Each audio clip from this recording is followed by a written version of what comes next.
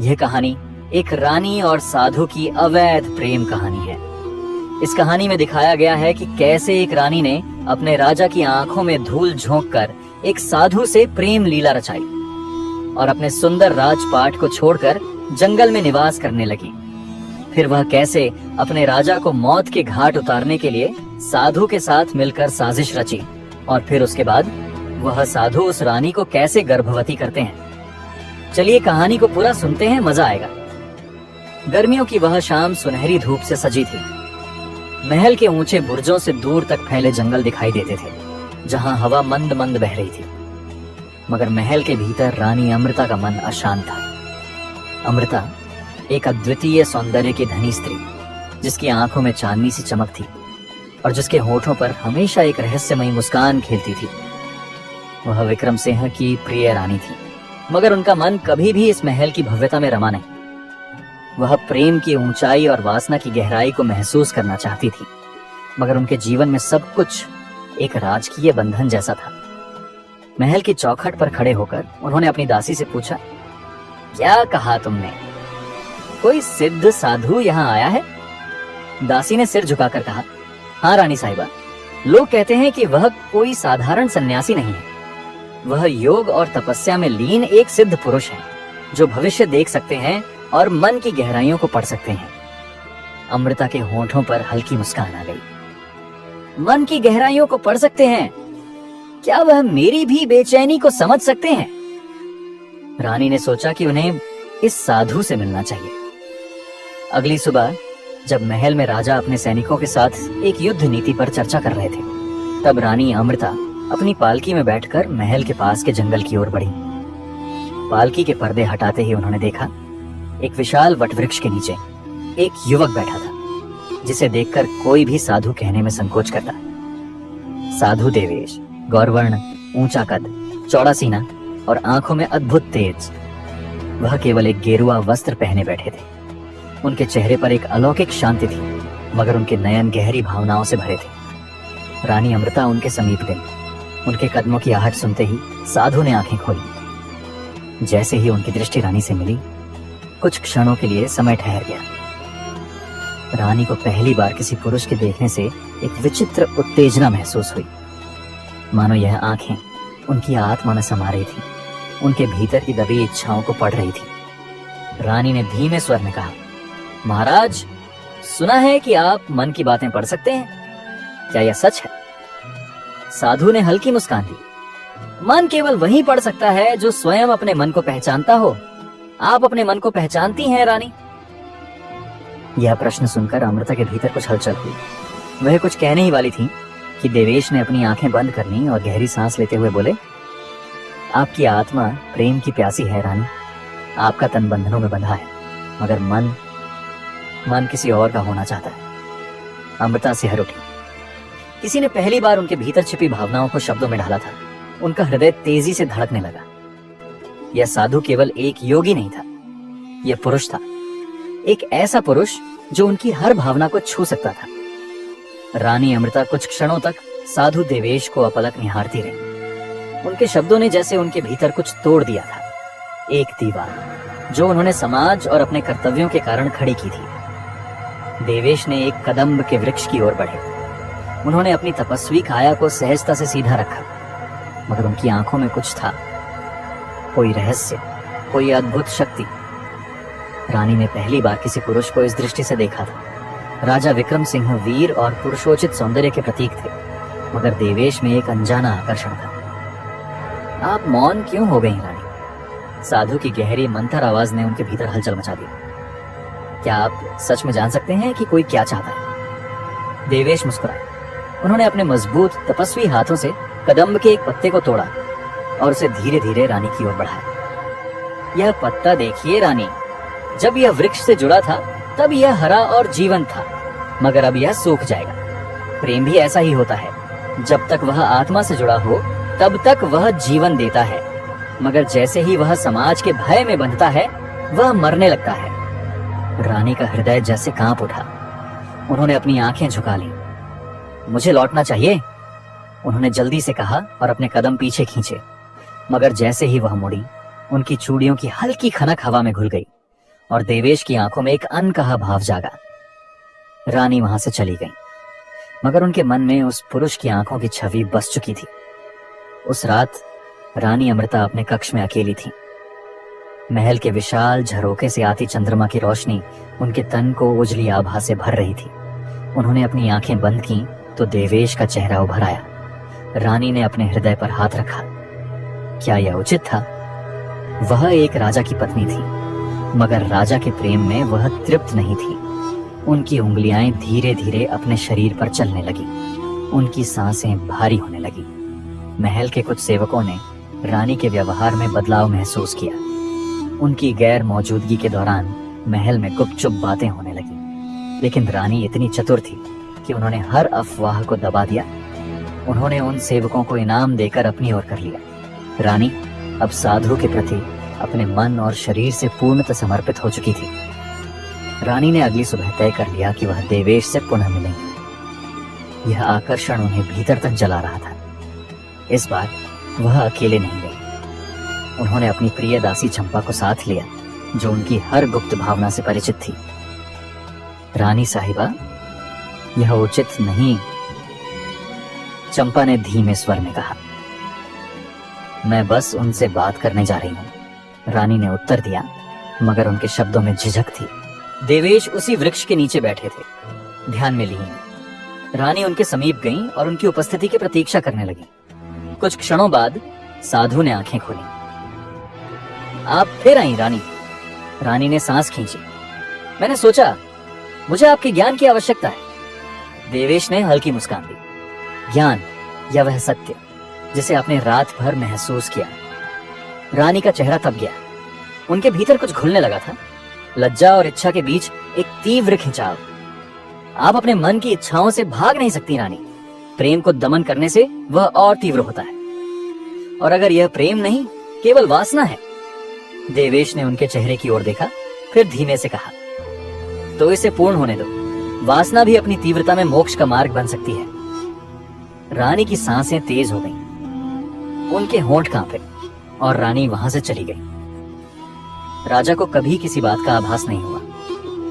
रानी राजा के साथ जब बेड पर बैठी दिन में समय बिताती तो उन्हें अपनी मुस्कान और प्रेम भरे शब्दों से भरपूर संतुष्ट करती। राजा को यह यकीन था कि रानी उनके प्रति पूर्णतः समर्पित है। रानी पुनः वहां आई थी, यह जानते हुए भी कि यह उचित नहीं था। जैसे ही उनके पास पहुंचे, देवेश ने अपनी गहरी आंखें खोली। आप फिर आई रानी? रानी के होंठ सूखने लगे। आपने उस दिन कहा था कि मन की इच्छाओं को दमन करने से वे और तीव्र हो जाती हैं। उन्होंने धीमे स्वर में कहा। तो यदि मैं यहां फिर से आई हूं तो क्या यह मेरी इच्छा का संकेत नहीं? देवेश ने उनकी ओर देखा। उनके होंठों पर हल्की मुस्कान थी, मगर आंखों में गंभीरता थी। इच्छाएं सागर की लहरों की तरह होती हैं रानी। वे हमें अपनी ओर खींचती हैं, मगर यदि उन पर नियंत्रण न रखा जाए तो वे हमें डुबो भी सकती हैं। रानी ने गहरी सांस ली। और अगर मैं डूबना चाहूं? यह शब्द जैसे स्वतः ही उनके होठों से निकल पड़े। देवेश ने कुछ क्षण रानी की आंखों में देखा, फिर धीरे से अपना हाथ आगे बढ़ाया। रानी ने कांपते हुए उनकी ओर देखा और झिझकते हुए अपनी उंगलियां उनके हाथ में रख दी। जैसे ही उनका स्पर्श हुआ, रानी के भीतर एक अदृश्य बिजली दौड़ गई। उनकी उंगलियां देवेश की तपस्वी हथेली से छू गईं, कठोर मगर गर्म। उनका हृदय तेजी से धड़कने लगा। आपकी उंगलियां कांप रही हैं रानी, देवेश ने फुसफुसाया। रानी ने अपनी आंखें बंद कर ली। यह स्पर्श कुछ और था। यह केवल स्पर्श नहीं था, यह उनकी आत्मा को छूने जैसा था। देवेश ने हल्के से रानी की कलाई को छुआ। रानी की सांसें तेज हो गईं। उनके शरीर में एक अजीब सी हलचल होने लगी थी। उन्होंने धीरे से अपनी पलकें खोली और देवेश की आंखों में देखा। वहां कुछ था, एक रहस्य, एक निमंत्रण। रानी ने कांपते हुए कहा, यह क्या है देवेश? देवेश ने हल्की मुस्कान दी। यह सत्य है रानी, यह हमारा सत्य है।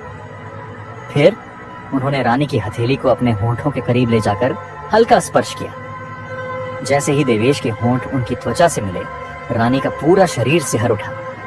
उन्होंने अपनी आंखें बंद कर ली। उनके भीतर एक तूफान उठ चुका था, एक आग जिसे वह बुझाना नहीं चाहती थी। कुछ क्षणों तक वह वहीं खड़ी रही। उनकी सांसें भारी हो गई थी। फिर अचानक उन्होंने झटके से अपना हाथ खींचा। तभी साधु ने बोला, प्रिय, यदि तुम चाहो तो राजा को पीछे छोड़कर स्वयं राज्य की महारानी बन सकती हो। उनका दिल इतनी तेजी से धड़क रहा था कि उन्हें लगा अगर वह और एक क्षण वहां रुकी तो वह पूरी तरह बिखर जाएंगी। उन्होंने बिना कुछ कहे अपना चेहरा घुमाया और तेजी से महल की ओर बढ़ गईं। पीछे से देवेश की गहरी आंखें उन्हें जाते हुए देख रही थीं। महल में लौटने के बाद भी रानी अमृता की देह और मन दोनों अशांत थे। जब रानी अपने महल के अंदर थी तो यह विचार रानी के मन में एक चिंगारी की तरह जल उठा। अब रानी के अंदर महत्वाकांक्षा और मोह का संगम हो चुका था। साधु ने रानी को यह भी समझा दिया था कि वह एक दिव्य आत्मा है और उनका यह मिलन ईश्वर की योजना का हिस्सा है। रानी ने अब पूरी तरह से साधु पर विश्वास करना शुरू कर दिया था। शयन कक्ष के झरोखे से आती चांदनी उनकी रेशमी साड़ी पर गिर रही थी, मगर उनके भीतर एक तूफान उमड़ रहा था। उनका मन बार बार उसी क्षण में अटका था। देवेश का हाथ, उनका स्पर्श और वह हल्का चुंबन जो उनकी हथेली पर पड़ा था। उनकी उंगलियां अब भी वही गर्मी महसूस कर रही थीं। उनके भीतर एक अजीब सी बेचैनी थी। उन्होंने धीरे से अपना सिर तकिए पर रखा और अपनी आंखें बंद कर ली। उनके मस्तिष्क में वही साधु की बात घूम रही थी। साधु ने रानी से यह भी कहा था कि अब समय आ गया है कि मैं महल के भीतर प्रवेश करूं। तुम्हें मेरी शक्ति का अनुभव हर समय होना चाहिए। उसी रात एक दासी ने सूचना दी कि राजा विक्रम सिंह अगले 2 दिन के लिए पड़ोसी राज्य की यात्रा पर जा रहे हैं। रानी ने यह सुनते ही हल्की सांस ली। अब महल में कोई ऐसा नहीं था जो उनके निर्णयों पर प्रश्न उठाए। उनके भीतर एक ही विचार था, उन्हें फिर से देवेश के पास जाना होगा। अगली संध्या रानी अमृता अपने सबसे प्रिय गुलाबी रेशमी परिधान में सजी। यह वही वस्त्र था जिसे पहनकर उन्होंने पहली बार स्वयं को आकर्षक महसूस किया था। उनके बाल खुले हुए थे और वे एक सुगंधित इत्र लगाए हुए थी जिसकी खुशबू वासना को और तीव्र कर सकती थी। आज वह पूरी तरह स्त्री थी, न रानी न पत्नी, बस एक औरत जो अपनी चाहत की ओर बढ़ रही थी। जंगल में पहुंचते ही उन्होंने देखा कि देवेश एक निर्जन नदी किनारे ध्यान मग्न बैठे थे। उन्होंने पास आकर कहा, क्या आप ध्यान कर रहे थे देवेश? साधु ने हल्की मुस्कान दी। हाँ, मगर अब मेरी एकाग्रता भंग हो चुकी है। रानी ने धीमे से कहा, तो आज आपको कोई पश्चाताप नहीं है? देवेश ने गहरी नजरों से रानी को देखा। क्या आपको लगता है कि मैं पश्चाताप कर रहा था? रानी के होठों पर हल्की मुस्कान आई। अब वे और करीब आ गईं। रात घनी हो चुकी थी। चांद की हल्की रोशनी नदी के जल पर झिलमिला रही थी। हल्की हवा के झोंकों के साथ रानी अमृता की खुली जुल्फें उड़ रही थीं। उनकी सांसें तेज थीं, दिल की धड़कनें बेकाबू हो रही थीं। साधु देवेश अब भी वहीं खड़े थे, गंभीर, स्थिर, मगर उनकी आंखों में एक अदृश्य तूफान था। रानी, आप इस समय यहाँ? देवेश की आवाज में हल्की कांप थी।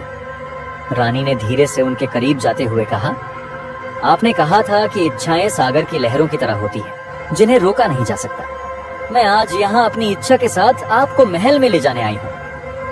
रानी ने चुपके से साधु को महल के भीतर एक गुप्त स्थान में रहने की अनुमति दे दी। रानी ने महल के पुराने कक्षों में साधु के रहने योग्य बना दिया। साधु अब महल में छिपकर रहने लगे, लेकिन इस बात का पता केवल रानी और उनकी सबसे विश्वास पात्र दासी को पता था। साधु ने राजा के दैनिक कार्यों और महल के नियम कानूनों पर गहराई से नजर रखनी शुरू कर दी। साधु ने रानी के माध्यम से राजा पर भी अपनी शक्ति का प्रयोग करना शुरू कर दिया। वह रानी को कुछ खास जड़ी बूटियां देता, जिन्हें रानी राजा के भोजन में मिलाकर उन्हें कमजोर करने लगी। राजा को अब अक्सर थकान और बीमारी महसूस होने लगी, लेकिन रानी अपने प्यार भरे व्यवहार से राजा को यह यकीन दिलाती रही कि यह सब राजकाज के अत्यधिक दबाव का नतीजा है। साधु और रानी के बीच अब हर दिन मुलाकात होने लगी। रात के अंधेरे में जब राजा अपने कक्ष में बैठक में, रानी ने दरबार में एक प्रस्ताव रखा कि राजा को अपने स्वास्थ्य के कारण कुछ समय के लिए राज्य के कार्यों से दूर रहना चाहिए। रानी स्वयं राजकाज संभालने का सुझाव देती और राजा, जो अब पूरी तरह से कमजोर हो चुके थे, इस बात से सभी सहमत हो गए।